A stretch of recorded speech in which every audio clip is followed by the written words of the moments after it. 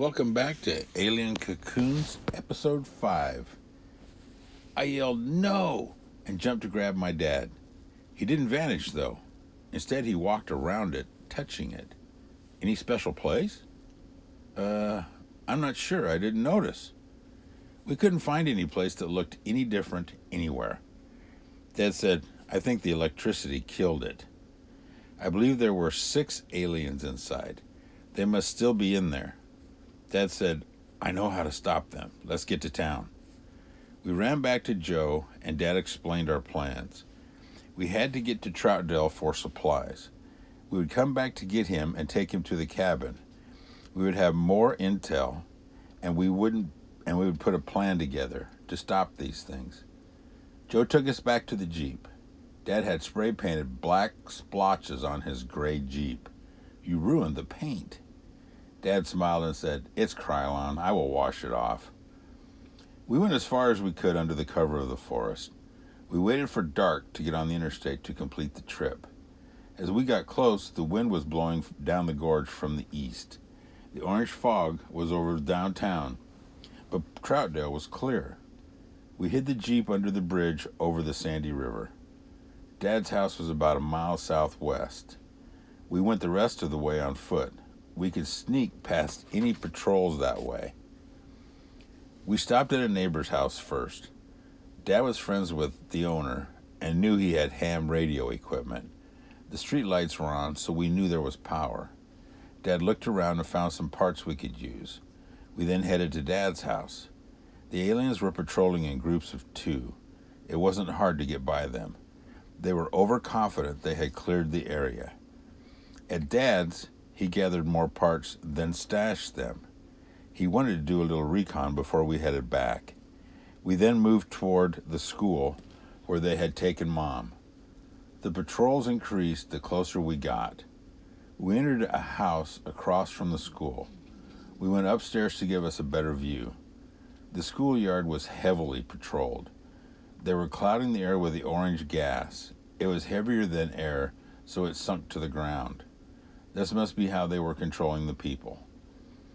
We were both looking through our scopes into the classrooms, and we must have seen it at the same time, because we both gasped. It looked like a dragonfly. It wasn't flying very well. Our air must be different than theirs.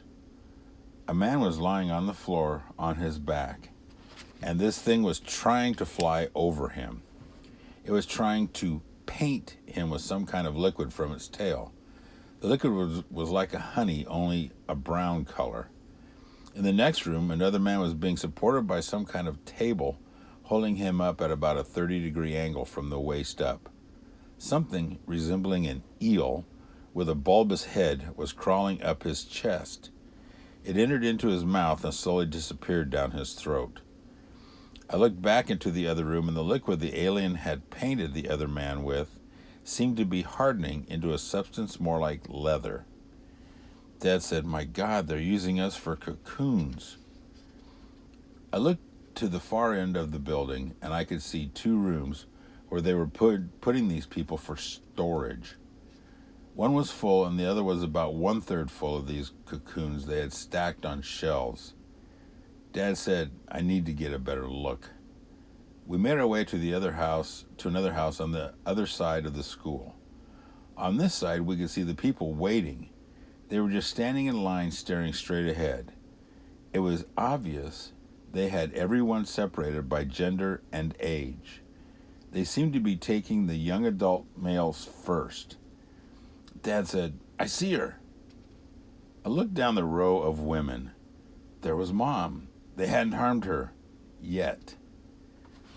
"Come on, let's get this done." "Dad, I want to rescue her too, but look at the odds." Dad sat back against the wall. We both were trying not to think the wrong thoughts. We needed to keep our heads.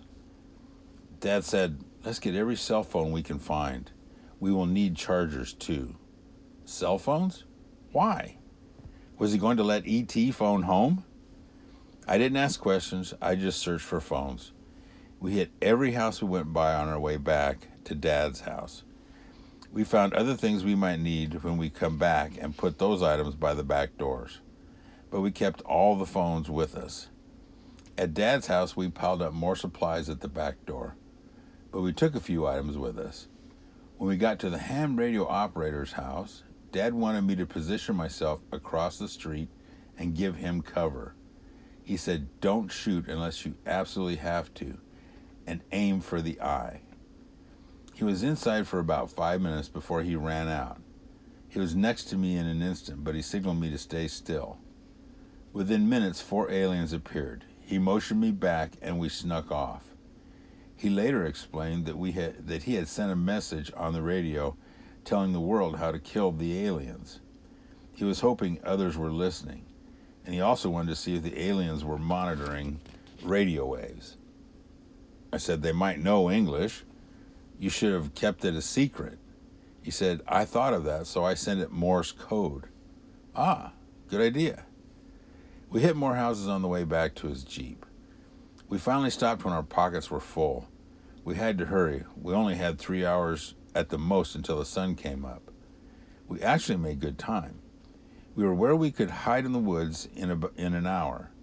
We decided maybe we should use a little more caution the closer we got to Joe's. It turned out to be a good idea. We did a little scouting and found patrols on the road between us and Joe. We had wondered if they would think we were still in the area we had last been seen in. We decided we needed to get them to believe we had moved on to the next stretch of forest, put more distance between us and them. We studied a map to find a place to lure the aliens toward. Dad pointed out what seemed to be another house in the woods, about 3/4 of a mile down the road. The house was hidden from the road, that's why we had never seen it. I didn't want to move the aliens that way if there were people there, so we made our way to the house to check. We finally dodged the patrols and made it to the house as the sun was coming up. We were running late. The house seemed empty. When we checked the barn, though, there were 3 horses. They looked freshly fed. Somebody was there somewhere. That blew that idea. Our only choice was to go back into the lion's den. We were in the barn planning our next move. We needed to slow down in our movements. We were getting careless. We decided to get a better look at our surroundings. We each took an end of the barn and looked outside. We stood watching for about 10 minutes. I was looking out the front.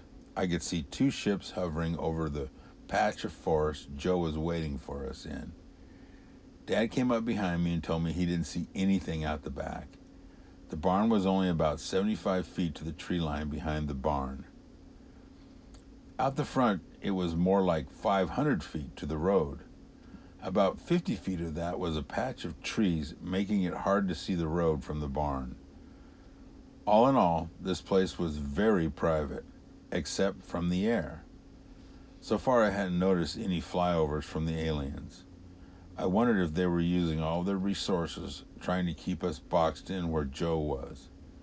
This would make it impossible to rescue him and study the ship that seemed to be downed.